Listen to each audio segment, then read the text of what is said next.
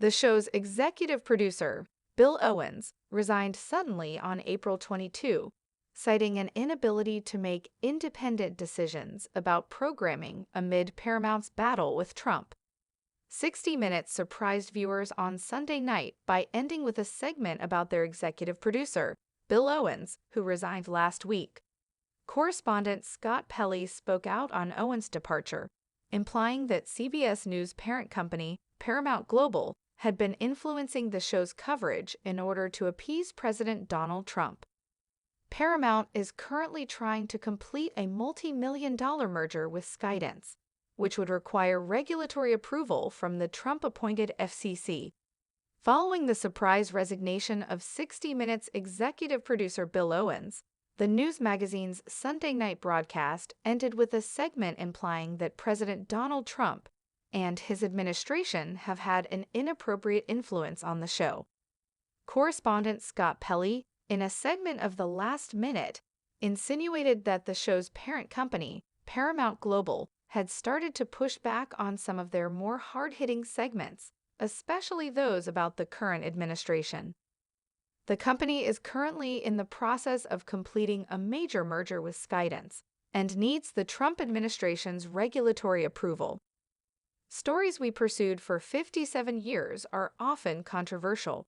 Lately, the Israel-Gaza war and the Trump administration, Pelley, 67, told viewers. Bill made sure they were accurate and fair. He was tough that way, but our parent company, Paramount, is trying to complete a merger. The Trump administration must approve it.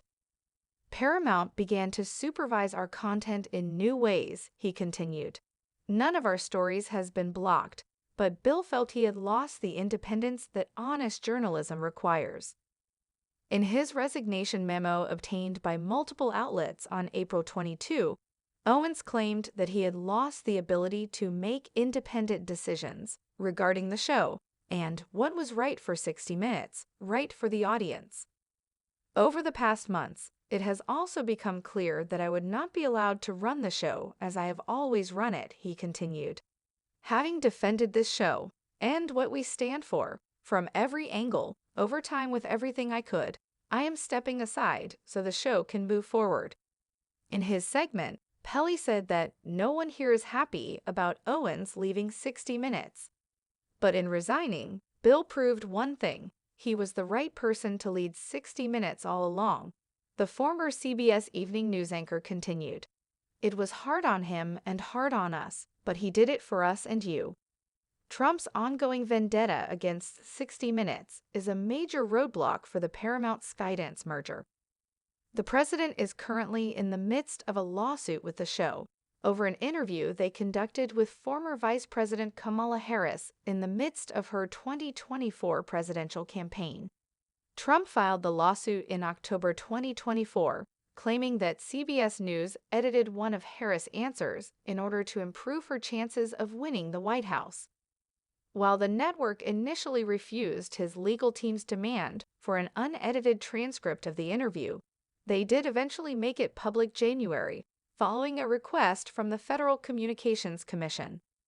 Paramount's legal team has argued that the suit is an affront to the First Amendment and is without basis in law or fact, noting that all news shows regularly edit interviews for clarity, context, and airtime, not in an effort to change the facts.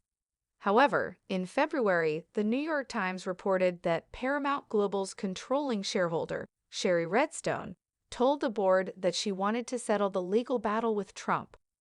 While the NUET said at the time that Redstone's statement didn't mention the Skydance deal by name, it did underscore the fact that a pending multi-billion-dollar lawsuit from the president made it difficult for Paramount to do business.